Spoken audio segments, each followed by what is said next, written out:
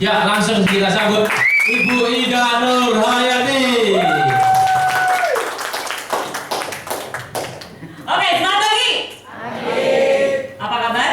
Luar biasa, dahsyat, fantastis. Yes. Mas nggak powerful ya, bukan harus banget gitu loh. Ayo berdiri. Ucapkan dengan semangat gitu ya, perlu semangat. Powerful community. Nah, komunitasnya orang-orang yang bersemangat gitu ya, powerful gitu ya. Oke, semangat pagi. Apa kabar? Luar biasa, dahsyat, fantastis. Yes. Oke, tepuk tangan untuk Anda semua. Itu tadi sandipan saya, sandipan selama karena saya belum sempat update ya. Ada leader baru di tahun kemarin yaitu Ibu Rosemary, Ibu Dia, Bapak Elta, sama Bapak Eka. Jadi ada 4 leader baru, gitu ya. Nanti saya ceritakan hebatnya bisnis ini. Oke, nah di sini banyak yang belum kenal saya. Belum. Atau pura-pura nggak kenal. Kayaknya ada wajah-wajah baru ya, gitu ya. Asing. Tapi Wajah asing. Hah? Wajah asing. Oh, wajah asing saya Pak. Oh kemarin nemu soalnya baru melahirkan ya. Berubah terus wajahnya. Oke, nama saya Ida Nurhayati. Saya asli Harvest loh, katanya tadi diimpor dari luar gitu ya. Memang saya aslinya dari desa, wong desa gitu. Tapi di Prudential aslinya rezekinya rezeki kutoh ya.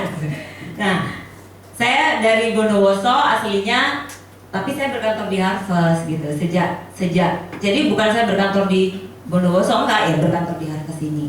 Nah, saya mau ceritakan, saya mau sharing hari ini nih, nggak cerita tentang gimana cara jual gitu ya, bagaimana yang teknik-tekniknya gitu, karena teman-teman pasti sudah dapat di training Harvest, sudah ada semua. Saya hanya mau menceritakan, mau sharing perjalanan saya di Prudential sejak saya jadi agent sampai menjadi AM dalam waktu 4,5 tahun. Jadi saya ringkas waktu 4,5 tahun, saya ringkas jadi satu jam kira-kiranya ya, gitu ya.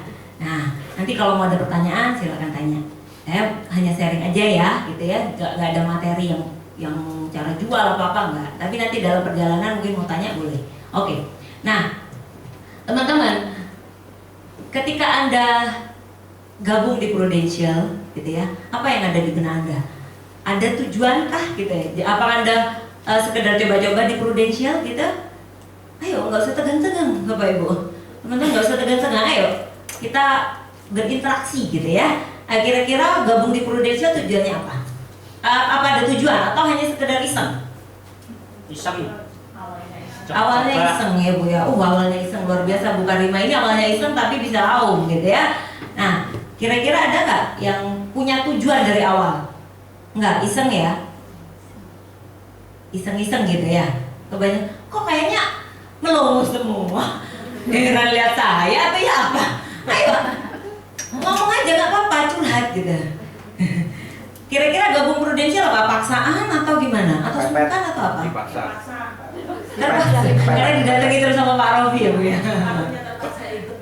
Oh, terpaksa ikut BOP ya benar. Kalau saya memang ada tujuan dulunya. Jadi saya ceritakan dulu. Tadi kan di video saya menceritakan tentang kepailitan finansial ya, benar Bapak Ibu, saya banyak hutang gitu.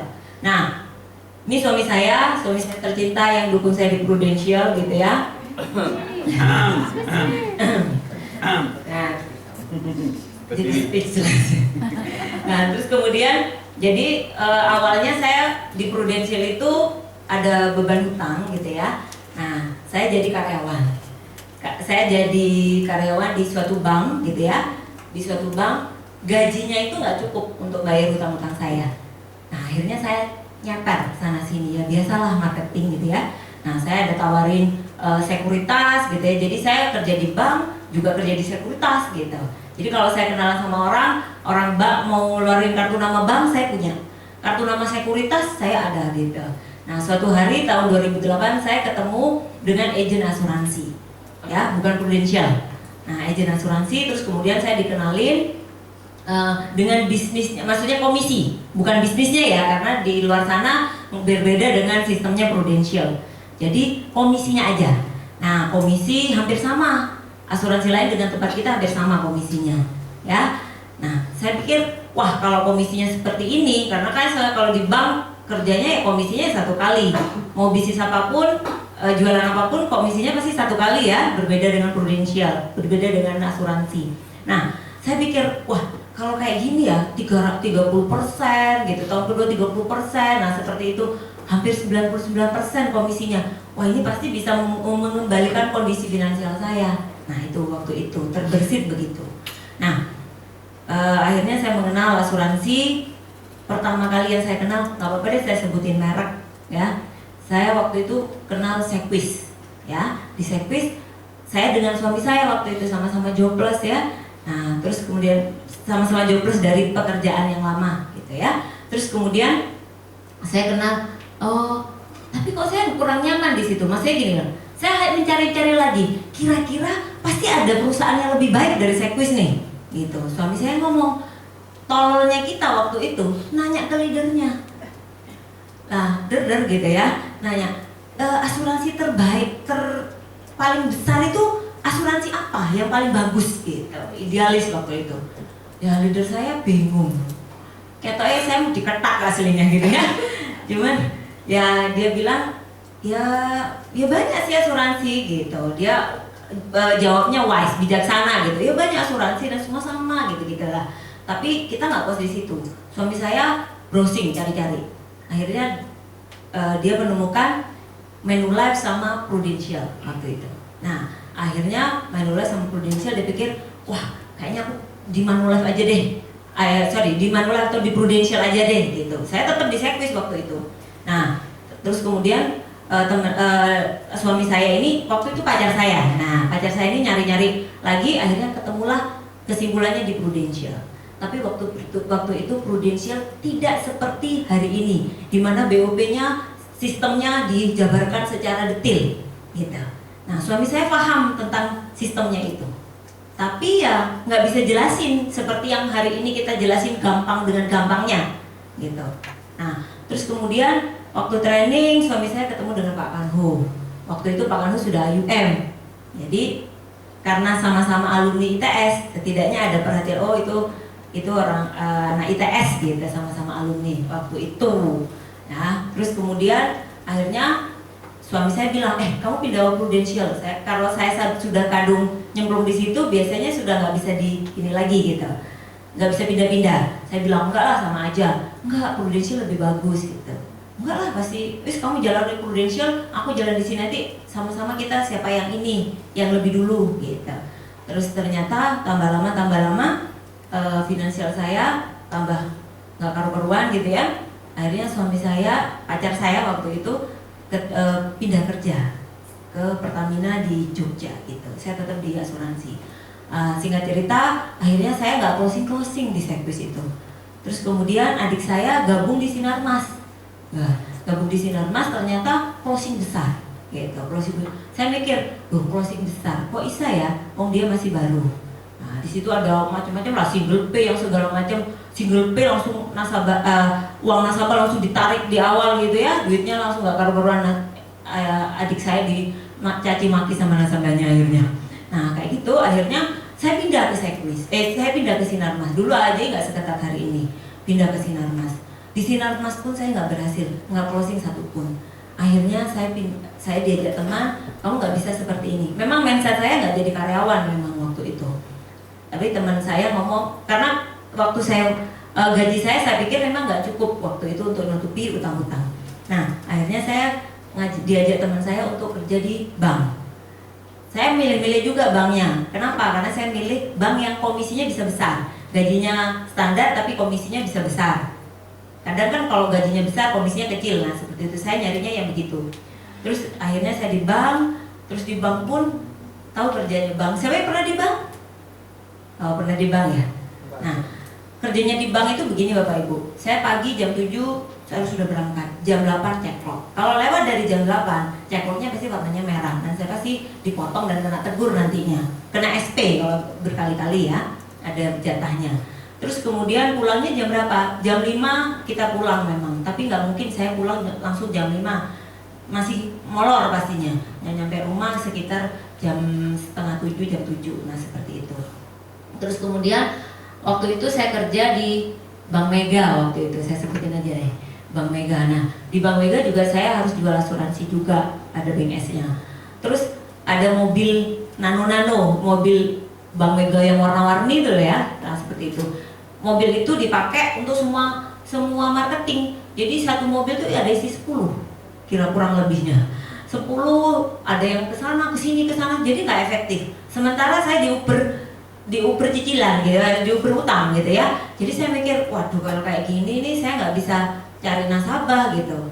Nah saya pagi datang itu, kalau teman-teman saya itu pagi masih macak segala macam, saya sudah nggak sempat macak Bapak Ibu, nggak sempat dandan, sudah bisa ala kadarnya langsung angkat telepon, langsung telepon seperti hari ini, seperti yang dilakukan di Prudential sebetulnya, bahkan lebih berat di situ ya. Nah, saya telepon dari pagi, kalau nggak ada janjian, pagi sampai sore pun saya telepon. Kalau ada janjian, teman-teman saya pergi naik mobil, terpaksa saya bawa kendaraan saya sendiri. Jadi bensinnya ya saya tanggung sendiri gitu loh, nggak bisa dirembeskan. Nah, singkat cerita, uang bensin saya itu ya nggak nyucuk sama gajinya, tapi kan ada komisi. Nah, terus kemudian akhirnya saya berpikir, karena saya pernah mengenal asuransi, saya berpikir, gila ya kerjanya kayak gini. Waktu itu saya ditarget sama kepala cabang saya. Kamu bisa 3M bulan ini, achieve 3M, targetnya gitu. Oke, berapa dapatnya? Saya gitu. Dapatnya komisinya top itu sekitar 10 jutaan. Oke, saya kejar. Ternyata dapat. Saya ditarget 3M, dapatnya 3,7. Nah, itu gak gampang Bapak Ibu. Saya setengah mati loh nyari closingan 3,7 itu, ya nggak segampang nggak segampang di Pro sebetulnya. Terus kemudian bulan berikutnya, saya dipanggil lagi nih sama kepala cabang saya. Ini kamu kan sudah achieve 3,7, kemarin targetnya 3M, achieve-nya 3,7. Ayo, kamu ditingkatin lagi. Nah, ini ada nasabah yang sudah keluar dari Bank Mega gitu.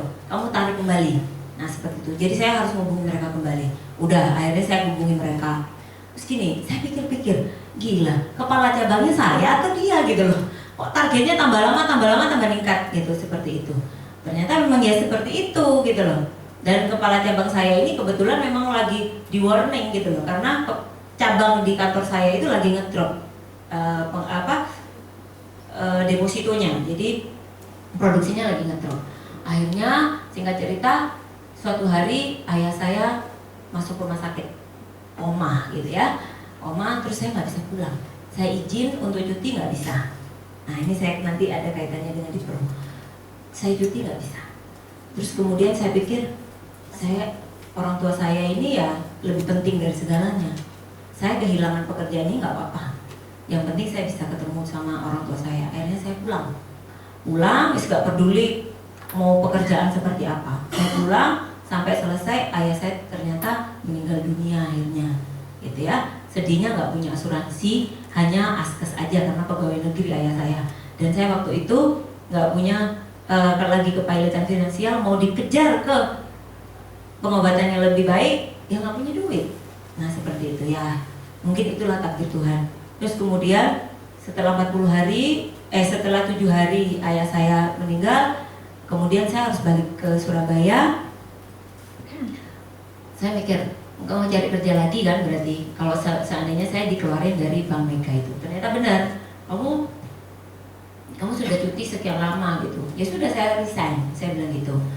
Nah, waktu di Bank Mega itu saya juga nyemper di sekuritas. Nah, sekuritas juga komisinya lumayan gede, gitu ya, lumayan gede dibanding dari bank. Cuma nggak ada gaji pokoknya waktu itu.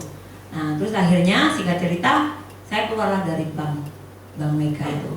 Nah, pindah ke sekuritas. Nah, di sekuritas saya cari juga nasabah.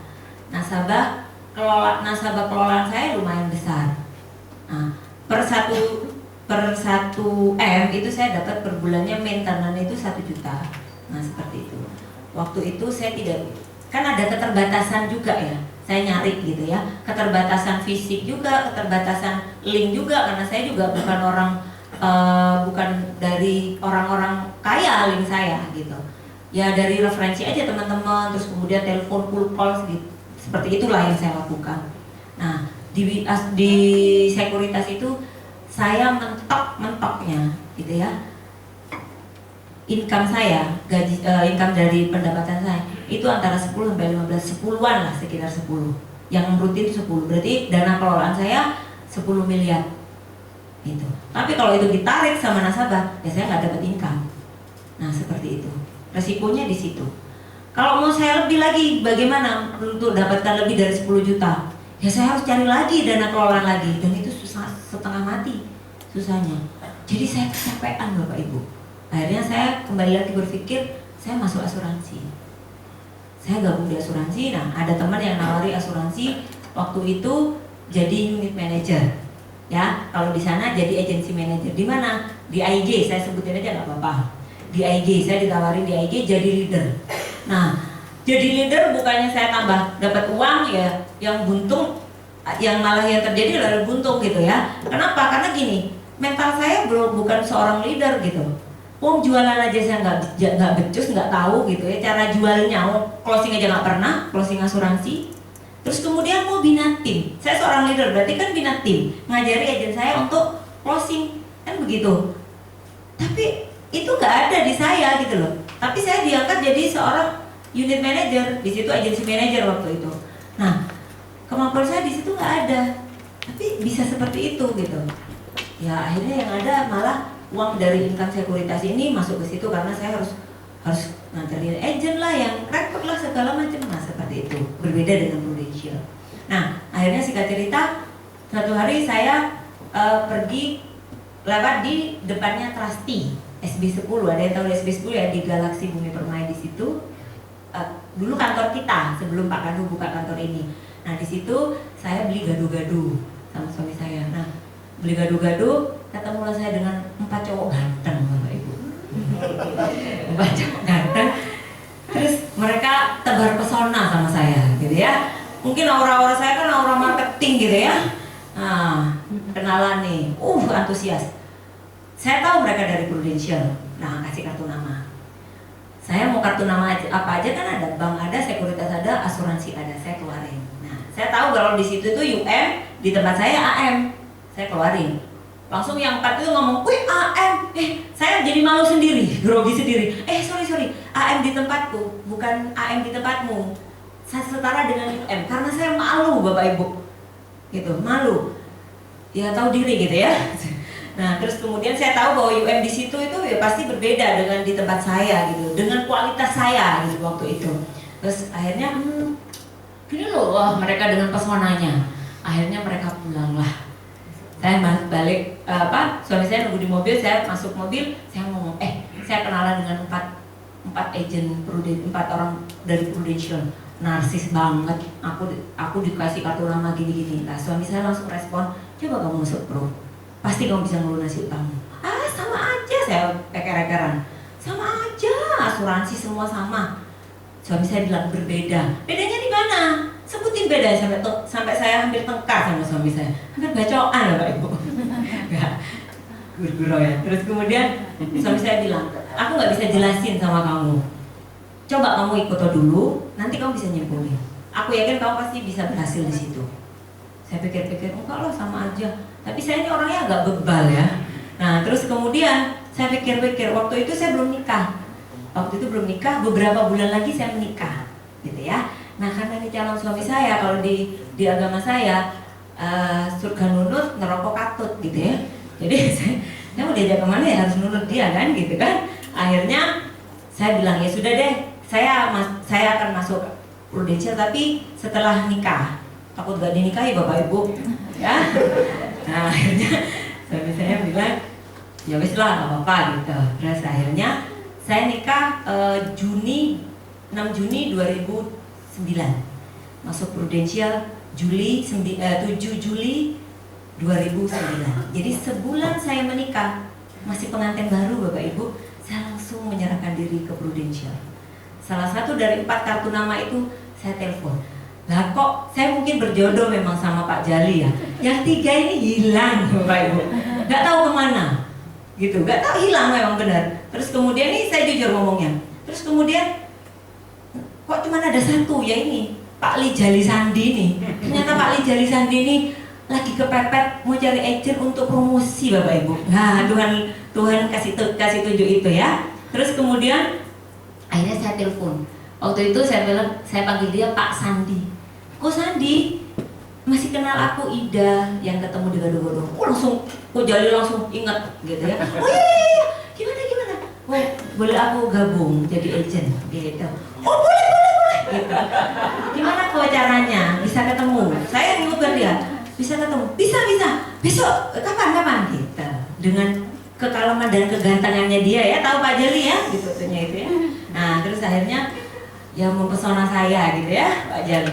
Terus akhirnya saya bilang, kalau besok gimana? Saya nggak mau tunda-tunda, besok gitu. Terus kemudian ya sudah nggak apa-apa gitu. Kalau saya berpikir sekarang mungkin dikata agent nganggur gitu, kok iso terus gitu kan gitu. Bisa gitu. Nah terus kemudian jam berapa? Jam 9 ya gitu. Oke, jam 9 lewat 5 saya ditelepon Bapak Ibu. Bu, maaf jadi ke kantor saya, ke kantor Prudensial. Mungkin dia sudah agak ragu mungkin. Terus dia bilang, oh jadi kok, aku lagi OTW gitu. Oke.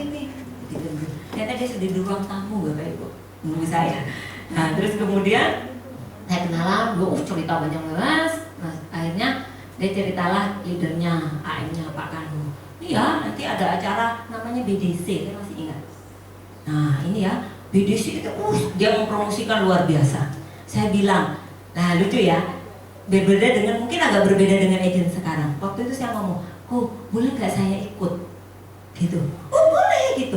Bayarnya berapa? Saya nggak punya uang loh Bapak Ibu waktu itu. Maksudnya minim uang waktu itu. Bayarnya sekian. Oh boleh saya ikut sama suami saya berdua.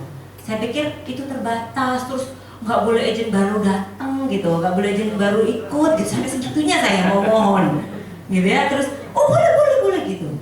Terus akhirnya pulang. Oke, saya dengan penuh semangat ya waktu itu. Terus pulang, suami saya agak lengar-lengar. Kenapa saya gitu? Ternyata dia ini mengingat seseorang yang bernama Pak Kanhu tadi. Terus dia ngomong, kayaknya aku inget deh siapa itu Kanhu gitu waktu itu. Siapa tak gitu? Kan katanya temenmu di ITS. Iya. Waktu dulu ya, kapan hari waktu, jadi 2008 saya gabung, dia itu masih UM rasanya. Oh sekarang AM ya, gitu. Terus secepat itu ya, gitu. Terus akhirnya, oh ya sudah, saya minta ketemuan sama Pak Kanhu waktu itu. Entah gimana Pak, ceritanya saya agak lupa ya. Terus saya datang menyerahkan diri itu tadi. Nah AAJI saya terganjal, nah ini orang ganteng leader saya ini ya. Nah, akhirnya singkat cerita, nah saya masuk di Prudential. Nah, sebelum di situ saya sudah putar-putar Bapak Ibu. Putar-putar kantor gitu. Putar-putar kantor. Nah, saya kliknya di kantor SB 10 itu tadi, di bawah Pak Jali dan Pak Kanu tadi. Dan akhirnya SB 12. Ya memang itu jodoh saya. Saya dulu waktu itu muter-muter ke SB 1 yang SB pertama kali, ya selamat saya nggak di SB 1 Bapak Ibu. Nah, saya di SB 7, ya selamat saya nggak di SB 7. Jadi memang Tuhan itu, waduh luar biasa ya, menunjukkan jodohnya itu di mana gitu.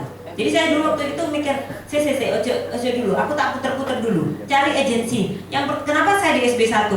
Karena saya di SB yang pertama kali, kantor Surabaya pertama kali kan SB 1 gitu.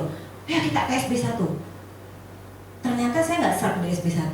Ya selamat nggak SB, kalau di SB 1 saya nggak ketemu teman-teman di sini gitu ya.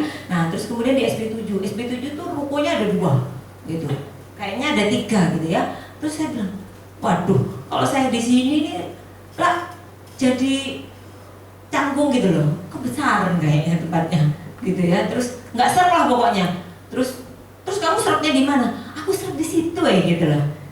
Ya di situlah akhirnya saya gabung gitu ya. Terus kemudian apa yang saya lakukan? Nah, saya setiap hari datang ke kantor, Bapak. Datang ke kantor dan training setiap hari. Entah itu training apa.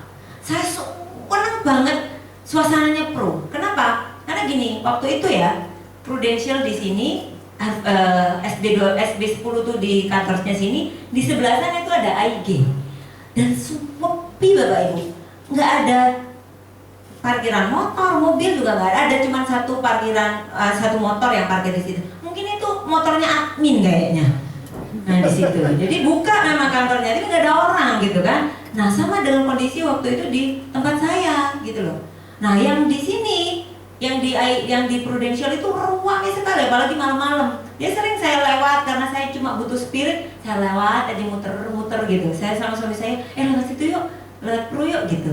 Ya suami saya juga senang juga gitu, seperti itu.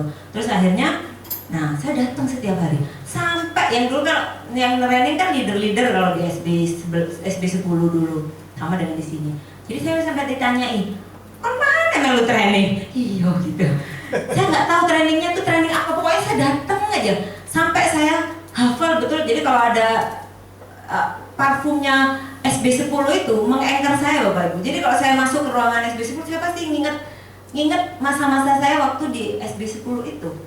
Entry tiap hari Senin, suami saya selalu sebelum waktu, kan entry-nya jam 10 ya. Saya jam 9 itu sudah siap-siap, sudah datang gitu. Ada sih fotonya, cuman saya nggak tampilin ya. Ada nggak? Nah, saya itu orang pertama yang datang Bapak Ibu. Kenapa? Saya senang dengan auranya gitu loh.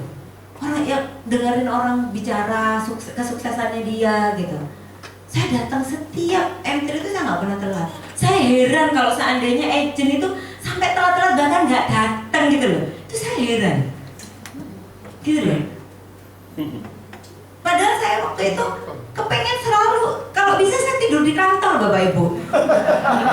Gitu loh. Jadi saya tuh kepengen auranya tuh terus ada gitu. Habis prospek saya balik ke kantor lagi gitu. Ngelihat suasana kantor, di situ ada, waktu itu ada TV, sekarang masih ada paling. TV-nya itu ada laporan produksi, laporan apa gitu, flyer-flyer apa di situ, pengumuman ada di situ. Nah, singkat cerita, saya karena saya butuh uang gitu ya, saya mengejar, bukan mengejar kontes segala macam, enggak. Tapi itulah yang mau menuju apa ya, Prudential itu kan bikin kontes-kontes yang ngarahnya ke pencapaian. Jadi misalnya kayak Rookie Club, akhirnya kayak AUM gitu untuk capai unit manager gitu, Rookie Club untuk capai apa, misalnya Star Club, nah seperti itu. Nah saya ngikuti itu, ya ngikuti itu. Terus kemudian ada flyer waktu itu Rookie Club. Jadi saya nggak tahu itu Rookie Club apa. Saya nggak pernah keluar negeri. Terus kemudian saya waktu itu, nah ini siapa teman, sebelumnya saya tanya dulu siapa teman-teman yang prospek setiap hari selama 3 bulan tapi nggak closing. Coba siapa? Saya. Nggak ada, langsung closing. Oh, nggak ya, 3 bulan prospek terus ya, nggak closing ya. Akhirnya closing ya. Nah sama, saya juga seperti itu. Ketika saya gabung di Prudential, saya nggak toleh kanan kiri. Saya nggak lihat siapa orang di sana. Bahkan lucunya ya, waktu itu saya tuh cuek gitu loh, cuek. Karena saya nggak berpikir negatif, nggak berpikir apa-apa. Di Trusty itu ada ruang kaca, di mana ruang kaca di situ itu tempatnya leader duduk, tempatnya leader kumpul-kumpul. Ya kayak sini ruang kaca gini. Kalau ruang kaca di sini kan tempatnya agent, tempatnya leader. Kalau di situ yang paling banyak yang sering leader-leader. Nah saya duduk di situ Bapak Ibu. Saya kepengen dengerin leader ngomong gitu loh. Ngopi-ngopi lah, kurang ajar sih sebetulnya. Kalau ada, mungkin ada leader yang ngira iki agent bencek, no kepengen ya gitu loh, mungkin loh ya seperti. Tapi saya nggak peduli, saya cuma kepengen dengerin leader tuh ngomong apa sih, pembicaraan mereka gitu, seperti itu. Ya mereka cerita-cerita Fiona, nah saya dapat spiritnya itu. Terus kemudian dengan cerita, saya prospek selama 3 bulan nggak closing. Apakah saya drop? Enggak. Sama sekali saya nggak drop Bapak Ibu. Yang drop kantong saya Bapak Ibu. Ya dompet saya yang drop. Nah terus saya cari-cari, bahkan saya kalau mau prospek, suami saya nanya mesti, mau prospek di mana? Perak. Nah saya milah-milah memang. Milah-milah, kenapa? Saya nggak punya banyak waktu dan nggak punya banyak uang untuk prospek ini tadi kan butuh. Saya, waktu itu saya naik mobil Bapak Ibu. Harusnya saya sudah nggak layak naik mobil. Saya harusnya jalan kaki supaya nggak bodoh. Nggak, harusnya ya mungkin saya naik motor gitu ya. Kenapa? Karena saya keuangan saya sudah minus gitu. Nah, tapi mobil itu juga nggak bisa dijual jadi motor karena itu bukan mobil saya, mobil mertua gitu ya. Bisa gegeran sama mertua. Nah, terus singkat cerita ya terpaksa ya saya naiki mobil itu dengan keterbatasan. Makanya suami saya ngomong, mau prospek kemana? Perak. Kira-kira potensi closingnya berapa? Gitu. Ya paling ya 500 gitu atau 1 juta. Wis cari yang lain, coba cari yang lain. Wis cari yang gede-gede. Tapi saya tetap menghubungi yang nggak pakai duit besar gitu. Kalau dari ke Perak itu kan kejauhan PP wis berapa bensinnya. Nah, seperti itu. Ya ini bisa ditiru bisa enggak. Kan semua tergantung kondisi ya. Nah, terus kemudian waktu itu saya karena mendesak. Terus akhirnya singkat cerita 3 bulan nggak closing, uang saya sudah habis. Singkat cerita saya cold call waktu itu menghubungi teman-teman.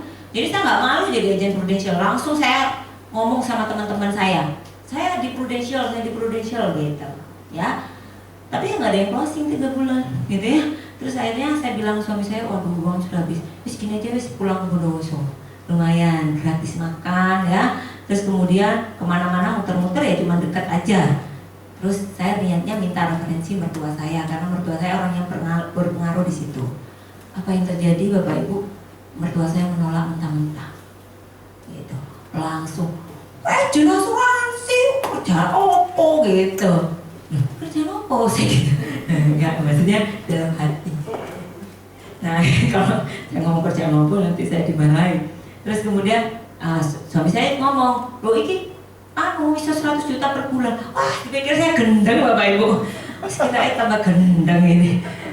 Dulu disekolahkan pinter-pinter, tambah suwe. Mungkin orang mengalami setelah pinter langsung jadi goblok gitu. Mungkin kira-kira mertua saya ngomong seperti itu. Gak cerita mau asuransi ku suge ngomong 100 juta. Tahunnya kalau orang tua saya itu, mertua saya nggak pernah gaji 100 juta ya nggak pernah. Ngomong kok kayak jadi kayak orang dipikirnya orang gila gitu lah.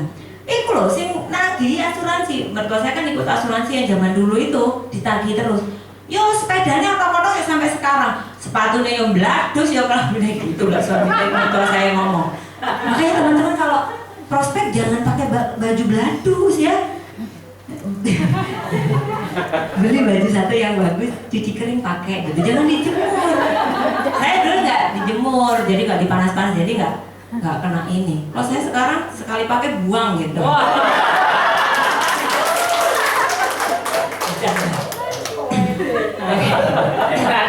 Ranapan ya. Nah gitu ya. Jadi waktu itu, waduh ngomong dari segi mana nih handlingnya mertua saya nggak bisa. Kita juga belum buktikan. Tapi suami saya nggak pantang menyerah. Mertua saya datang pun diceritain lagi, yang diceritain sama ya Pak Kano, iki koncoku 100 juta. Aduh tambah mertua saya wis tambah ngiranya aduh wis kemelaratan bikin kamu tambah gendeng gitu. Akhirnya singkat cerita ya sudahlah, nggak dikasih referensi, nggak apa-apa, kita jalan sendiri gitu. Jalan sendiri masuk ke pelosok-pelosok, ke toko-toko gitu. Closing Bapak Ibu? Enggak. Apa kata saya patah semangat? Enggak juga. Ya lucunya saya ngomong sama suami saya, kok gak closing ya gitu. Gak tahu presentasiku ya apa. Pak Ali itu, kalau dulu saya dikasih Pak Ali, saya masih ingat Pak Kanhut cerita Pak Ali ngajari saya sampai detik ini jari-jarinya Pak Kanhut itu saya masih teringat di sini yang nyoret-nyoret gini loh. Tulisannya Pak Kanhut yang jelek itu saya hafal betul. Jadi kalau ada kertas di situ ada tulisannya Pak Kanhut saya masih hafal. Kenapa? Itu menganchor saya gitu loh. Kenapa sampai itu terjadi? Ya karena saya benar-benar di pro itu benar-benar niat gitu loh. Kalau saya nggak lihat mungkin tulisannya Pak Kanhut sekedar mungkin lewat aja gitu loh. Ya. Nah terus saya senang saya menceritakan tentang Pak Ali itu. Sama saya bilang, dengerin ya aku cerita Pak Ali ya.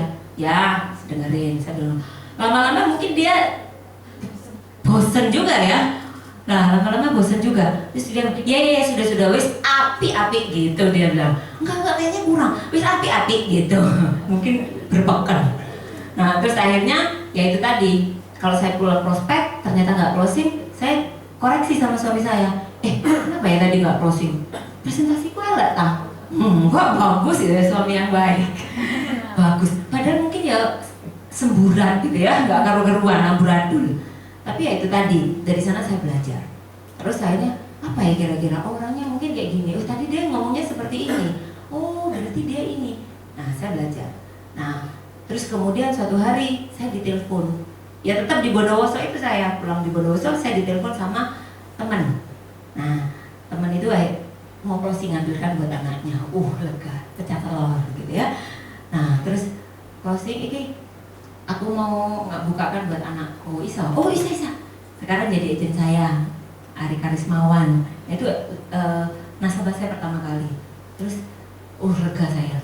Pulang ayo balik ke Surabaya. Kami saya bilang, nah terus bensin ini kamu harus cari closingan minimal 1 juta.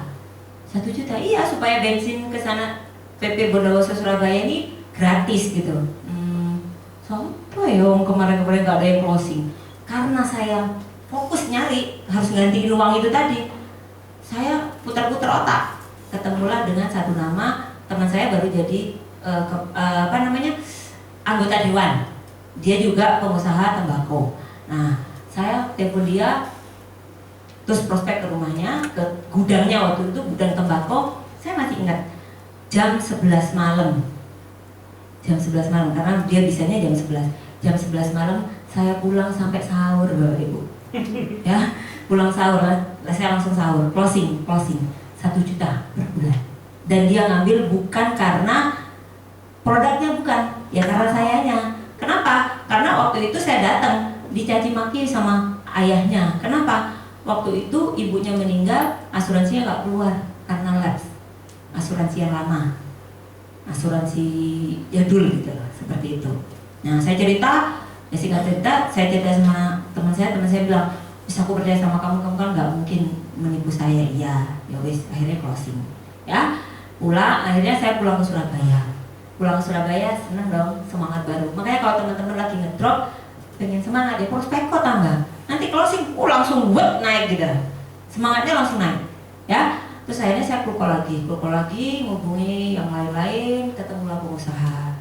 Ketemu pengusaha, saya presentasi, saya ngomong, Pak, saya ini pengusaha ini dulu nasabah di tempat di bank saya, tapi saya nggak pernah dekat, tapi ya sok kenal sok dekat aja, nggak akrab gitu. Kenapa? Karena orang kaya ini yang datang keluar masuk Bapak Ibu marketing, jadi dia sudah lupa. Jadi saya sok kenal sok dekat, Pak, saya sekarang di Prudential gitu. Oh, di Prudential loh, saya sudah punya polis Prudential. Waktu itu saya bawa contoh 60 juta premi per tahun, karena si tahunan yang saya butuhkan karena komisinya besar ya. Nah, terus akhirnya dia bilang, oh saya sudah punya, oh boleh Pak lihat polisnya gitu. Oh boleh. Saya buka ternyata 100 juta. Wah kayak itu salah proposal, tak masukkan lagi. Nah, terus saya bilang, Pak saya bikinkan contoh yang sama ya nominalnya tapi proteksinya beda. Oh ya nggak apa-apa, kamu jangan bikin yang sama loh ya, yang beda. Ya Pak saya bikin beda. Padahal itu aja kan, UP jiwa, UP kritis gitu ya. Nah terus akhirnya saya datang lagi, Pak ini proposalnya gitu. Proposalnya saya jelasin gini-gini, terus dia bilang apa? Oke. Istrinya datang, dia tanya, apa? Asuransi Prudential gitu. Kan kamu sudah punya. Dia ini bukan cuma punya polis Prudential loh Bapak Ibu. Waktu dia buka pertama kali, waktu dia buka lemari, dia ngomong, saya sudah punya Prudential. Boleh Pak pinjam polisnya? Saya lihat gitu. Karena saya cuma bisa bacanya Prudential. Ya, sebentar ya. Dibuka lemarinya, sebutin perusahaan asuransi. Di Indonesia dia punya Bapak Ibu. Nah punya, jadi orang-orang kaya bukan nggak punya asuransi. Tapi apa yang terjadi dengan saya? Apakah saya pulang langsung ngedrop? Wah sudah banyak katanya gak mungkin closing. Dia juga sudah punya pro dan nominal juga besar. Tapi saya nggak seperti itu. Saya meresponnya berbeda. Wah sudah punya polis, berarti gampang orang ini di-selling. Dan saya nggak berpikir macam-macam tentang penolakan. Ya saya langsung handling tadi, Pak saya bikinkan ya contoh. Ternyata benar closing Bapak Ibu. Nah itu berkaitan dengan ini yang kedua nanti, keyakinan, diri percaya gitu ya. Nah terus kemudian ibunya datang tadi, terus ibunya ngomong, kalau gitu aku bikinin juga guys. Gitu. Saya langsung derdek Bapak Ibu. Kenapa? Yang satu belum selesai, membuat jantung saya deg-degan. Nah ini ibunya mau closing juga. Wah itu tadi. Mungkin ini apa ya, upah saya yang 3 bulan nggak closing. Kalau Anda 3 bulan nggak closing sudah prospek, nah nanti upahnya itu dikasihkan orang loh Pak Ibu ya. Nah makanya jangan ditinggal gitu ya. Terus kemudian saya bilang, Bu nanti aja, soalnya kan harus medical juga. Nanti ya Bu, nah saya bawa BG. Bawa BG, saya telepon Pak Kanho. Waktu itu saya telepon Pak Kanho di kantor. Telepon, kok ini aku closing 100 juta. Mungkin di pikiran Pak Kanho saya single pay 100 juta. Single pay itu sekali bayar 10 tahun. Oh, ya wis bawa ke sini, aku bawa BG. Gimana caranya? Bawa ke sini. Ya sudah bawa. Akhirnya Pak Kanho bilang, ya wis bawa ke sini. Terus ini ilustrasinya. Nah, saya kasihkan, oh ya nggak apa-apa sudah oke. Nah, saya masukkan. Waktu itu masih ada kasir. Kalau sekarang nggak ada, sudah harus bank semua. Jadi saya pakai BG. Nah, terus kemudian, nah ini saya mau cerita. Waktu itu kantor SB 10 itu masih baru. Nah, closing yang besar dulu, zaman dulu tuh jarang dulu. Kalau sekarang kan, waduh luar biasa. Yang kecil malah jarang. Bergurau. Nah, kalau sekarang kan closingnya bisa 1M, 2M gitu ya. Kalau dulu 100 juta itu langka Bapak Ibu dulunya.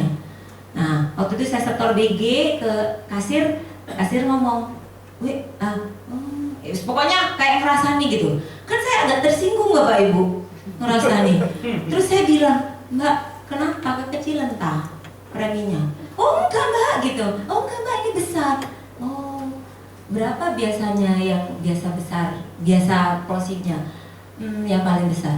Ya 50 juta gitu. Waktu itu loh ya. Kalau sekarang kan banyak Pak Noto itu hebat-hebat di sini kan. Closingnya ratusan juta gitu ya. Nah, waktu zaman saya. Terus 100 juta ini lebih gede sama 50 juta loh. Tak ambil kalkulator ya tetap lebih besar 100 juta ketimbang 50 juta. Terus iya Bu, besar ini gitu. Loh, saya agak bingung gitu loh. Tapi yang saya petik dari sini apa? Saya tidak tahu papan produksi. Jadi saya tidak tahu pesaing saya. Ngerti ya maksud saya? Saya nggak tahu bahwa ada closing 500.000, 300.000 gitu. Saya nggak tahu waktu itu. Yang saya pikirkan ya saya sendiri mau closing berapa gitu. Seandainya mungkin saya tahu bahwa closing 100 juta itu barang langka mungkin ya, case langka, ya mungkin saya juga berpikir mungkin loh ya. Kata closing 100 juta ya jarang, gitu mungkin. Makanya teman-teman jangan dibatasi begitu. Gitu. Terus singkat cerita, akhirnya dari nasabah ini saya dapat Rookie Club. Rookie Club tahun berikutnya di call setting saya dipanggil sama Pak Jali waktu itu. Oh, Pak Jali naik promosi nih, naik panggung. Ketika Pak Jali naik panggung, saya berpikir begini, aku tahun depan pasti kayak dia ya, naik panggung kayak gitu. Afirmasi begitu. Terus, oh ya, terus dipanggil saya sama Pak Kanho, kamu kejar UM, oke. Oh nggak kepingin luar negeri dah, gitu. Gak kepingin ke Paris, gitu waktu itu. Oh Paris kayaknya nggak kepikiran, berpikir aja enggak, gitu ya. Karena ya itu tadi, kalau saya keluar negeri berarti saya jadi TKI yang ada di pikiran saya, bukan jalan-jalan. Nah, saya soalnya pernah loh sama suami saya mau ke Jepang dulu. Jadi mau jadi TKI waktu kuliah, ayo kita jadi TKI pergi ke Jepang. Dia pikir Jepang dekat Bapak Ibu. Jadi saya sama suami saya dulu mau ke Jepang. Nah terus jadi TKI kalau saya nggak di